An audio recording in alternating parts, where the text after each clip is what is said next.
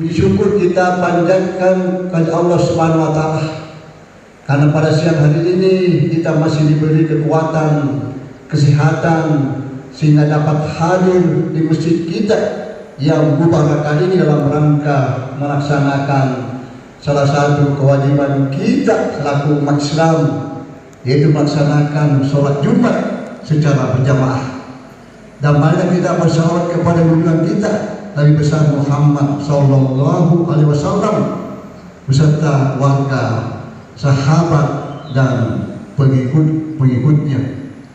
Hadirin yang dirahmati oleh Allah Subhanahu Wa Taala, judul khutbah kita pada siang hari ini yaitu agama adalah nasihat. Nasihat sangat penting di dalam ajaran agama kita. Karena nasihat dan dakwah inilah sehingga ajaran agama Islam bisa tersebar di seluruh penjuru dunia, termasuk di Indonesia dan di kabupaten kita di Sinjai. Karena nasihat itu sangat penting. Oleh karena itu hadis Nabi, ad-dinu an-nasihat, agama itu adalah nasihat. Jadi pada waktu Nabi menyampaikan hadis ini kepada para sahabat, kemudian sahabat bertanya, "Ya Rasulullah, ini nasihat untuk siapa? Atau nasihat ini adalah haknya siapa?" Maka Rasulullah memberi jawaban bahwa nasihat itu untuk Allah, untuk kitabnya, untuk rasulnya, untuk kaum muslimin dan pemimpin kaum muslimin. Hadirin yang dirahmati Allah Subhanahu wa taala. Oleh karena itu para ulama menggolongkan hadis ini adalah seperempat dari agama kita, karena nasihat ini adalah salah satu dakwah dan amar ma'ruf nahi munkar. Oleh karena itu Allah berfirman bahwa siapa yang tidak melaksanakan nasihat menasihati, ya termasuk golongan orang-orang yang merugi, sebagaimana firman Allah di dalam surat Al-Asr, A'udzubillahi minasyaitonirrajim, Bismillahirrahmanirrahim, wal asri innal insana lafi khusr illa allazina amanu wa amilus solihati wa tawasaw bil haqq wa tawasaw bis sabr. Jadi masa sesungguhnya manusia berada dalam kerugian kecuali orang-orang yang beriman dan beramal saleh dan nasihat menasihati untuk kebenaran dan nasihat menasihati untuk kesabaran. Hadirin yang dirahmati oleh Allah Subhanahu wa taala. Jadi penjelasan ulama dari hadis ini bahwa nasihat itu adalah haknya Allah, yaitu bagaimana kita selaku hamba Allah menjalankan perintah-perintahnya dan menjauhi larangan-larangannya. Perintah dilaksanakan sesuai dengan kemampuan dan larangan ditinggalkan secara mutlak. Jadi perintah apapun yang dilaksanakan sesuai dengan kemampuan kita. La yukallifullahu nafsan illa usaha, laha ma kasabat wa 'alaiha maktasabat. Allah tidak membebani kewajiban kepada seseorang, hanyalah sesuai dengan kemampuannya. Dia mendapatkan pahala dari perbuatan-perbuatan baiknya dan mendapatkan siksa dari perbuatan-perbuatan dosa. Kemudian hak Allah yaitu hamba supaya kita berlomba-lomba untuk mendapatkan ampunan dari Allah Subhanahu wa taala.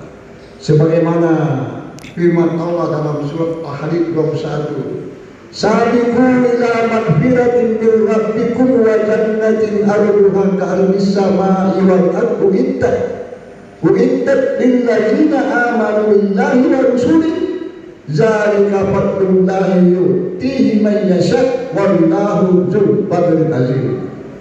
Bagaimana engkau untuk mendapatkan ampunan dari Tuhanmu dan surga yang luasnya seluas langit dan bumi, yang diperuntukkan bagi orang-orang yang beriman kepada Allah dan Rasulnya. Itulah karunia Allah, diberikannya kepada siapa yang dikehendakinya, dan Allah mempunyai karunia yang besar. Hadirin yang dirahmati oleh Allah Subhanahu wa Ta'ala. Yang kedua, nasihat untuk kita belah bahwa kita yakin ampunan ini benar-benar dari Allah Subhanahu wa Ta'ala dan petunjuk bagi orang-orang yang beriman, petunjuk bagi orang-orang yang bertakwa. Zalika kita mengenai hudal muttaqin, bahwa Al-Quran ini tidak ada keraguan sedikit pun di dalamnya, dan petunjuk bagi orang-orang yang bertakwa. Oleh karena itu, haknya Al-Quran kepada kita yaitu kita membacanya, kita meyakini, dan kita memahami dan menjalankan maksud kandungannya. Oleh karena itu, khairukum man ta'allama al-Qur'ana wa 'allama, hadis Nabi, bahwa sebaik-baik kalian adalah orang yang mempelajari Al-Quran dan mengajarkannya. Karena ini kitab kita, maka seluruhnya itu kewajiban kita selalu dibaca, kemudian diyakini, dipahami, kemudian dilaksanakan apa yang menjadi perintah di dalam Al-Quran. Kemudian nasihat untuk Rasulullah. Jadi salah satu nasihat menasihati itu adalah haknya Rasulullah. Kita yang meyakini bahwa Rasulullah itu adalah Nabi yang terakhir, Nabi yang suci di dunia ini. Kita bersalawat kepada Nabi sebagaimana firman Allah, Inna Allah wa malaikatahu yusalluna 'alan nabi ya ayyuhallazina amanu sallu 'alaihi wa sallimu taslima. Allah bersama malaikatnya bersalawat kepada Nabi. Hai orang-orang yang beriman, bersalawatlah kepada Nabi dan ucapkanlah perkataan yang sopan kepada beliau. Nasihat kepada kaum muslimin. Jadi kita ini sesama muslimin adalah wajib untuk nasihat menasihati. Nasihat di dalam kebaikan. Bahkan ada petua-petua orang tua kita di dalam bugis ini. Sisa parendesing, tersisa paranjak, mali sifat kebas sifat doko, maliu sifat kaina, lau sifat deceng, lisu sifat disini.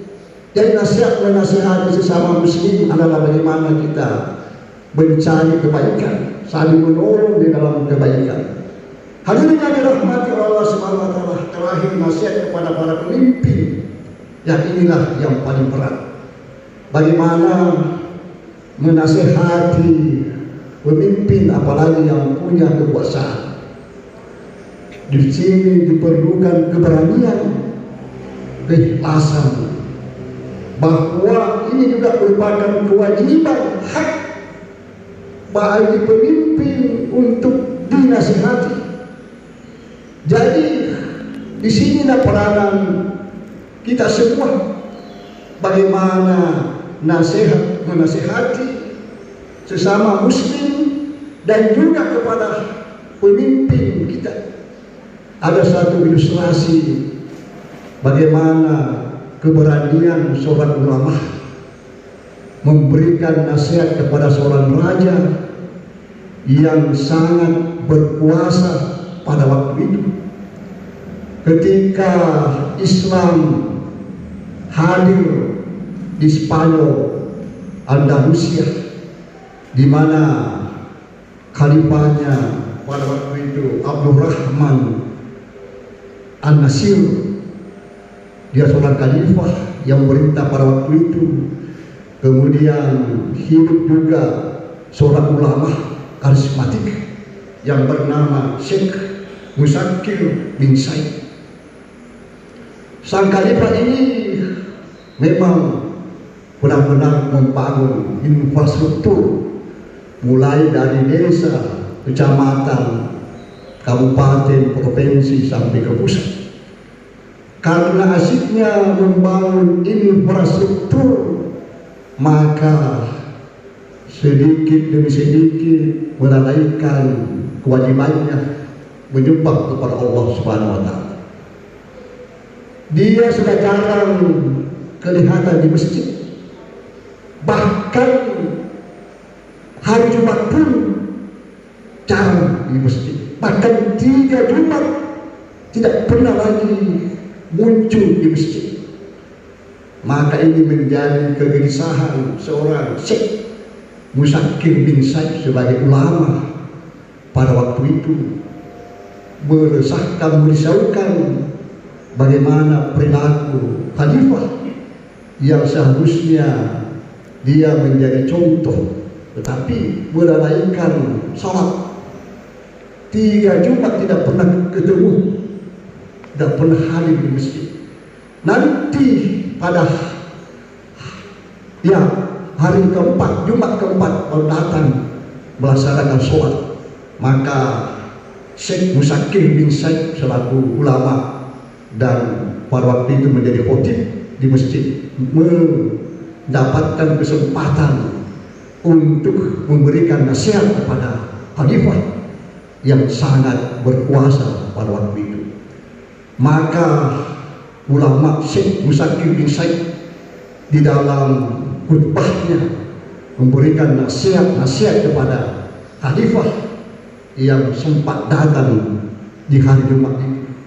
Yang antara lain nasihatnya terdapat di dalam firman Allah Asy-Syu'ara 128-131. Auzubillahi minasyaitonirrajim. Attaba'una bikulli ri'in ayatan tahbasun. Apakah kamu mendirikan pada tiap-tiap tanah tinggi bangunan untuk bermain-main? Wa tattahizuna masaniya la'allakum tahtadun. Dan kamu membuat benteng-benteng dengan harapan kamu hidup kekal. Kamu mempertahankan kekuasaan seakan-akan kamu hidup selama-lamanya. Iza batastum jabbarin. Apabila menyiksa kamu lakukan secara kejam dan bengis. Ittaqullah wa atiyun. Maka bertakwalah kepada Allah dan taatlah kepadaku. Dan pada waktu Syekh ulama ini memberikan nasihat kepada hadirin, mata memandang kepada khalifah bahwa khutbah ini ditujukan kepada khalifah yang benar-benar baru datang pada hari Jumat itu. Maka sorotan mata betul-betul tertuju semua kepada sang khalifah, bahwa khutbah daripada Syekh Musakir bin Said ini benar-benar memberi nasihat kepada khalifah. Setelah hari Jumat dibicarakan di masyarakat bahwa keberanian daripada ulama Syekh Musakir bin Said memberikan nasihat kepada ulama. Kemudian di istana khalifah bertanya kepada anaknya sebagai putra mahkota yang nanti akan menggantikan ayahnya, "Hai anakku, apa pandanganmu dari khutbah Syekh Musakir bin Said tadi?" Apa kata anaknya? Wahai ayah, ulama itu sudah keterlaluan. Dia mengkritik kita. Ini sangat membahayakan kekuasaan kita. Ulama seperti ini perlu disingkirkan. Apa kata khalifah? Engkau salah anakku. Apa yang dikatakan tadi Syekh bin Musakir bin Said itu benar adanya. Dia memberikan khutbah nasihat dengan tulus ikhlas tanpa kebencian supaya kita ini berjalan kepada jalan yang benar. Hai anakku, ulama seperti inilah yang perlu dipertahankan.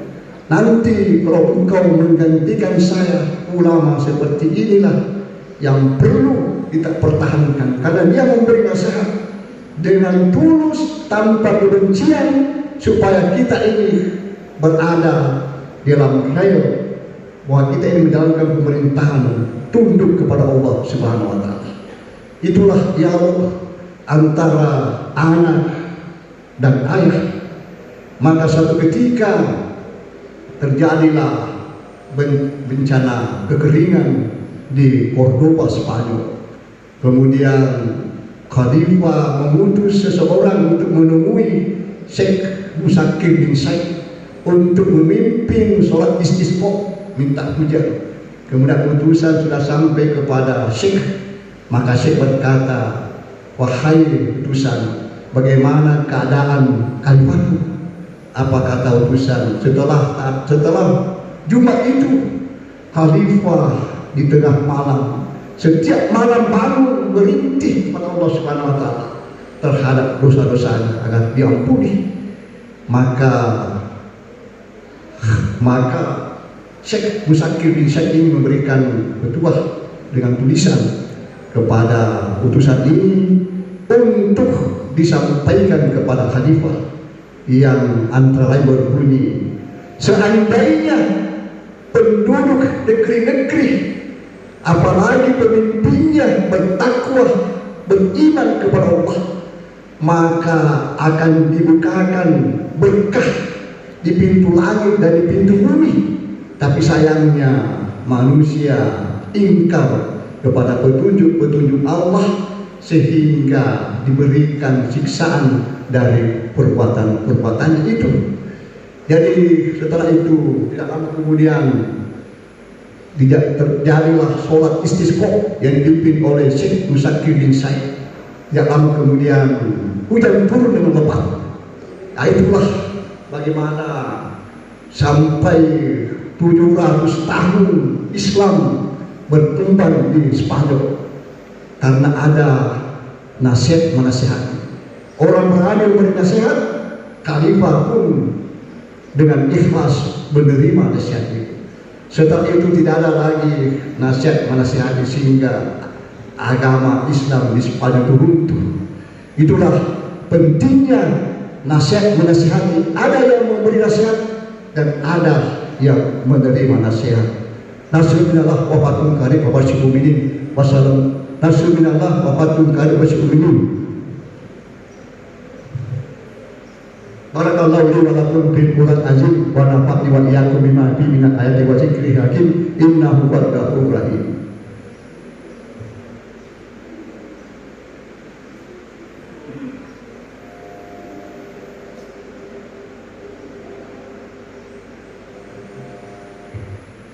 Alhamdulillah hamdan katsiran kama amar.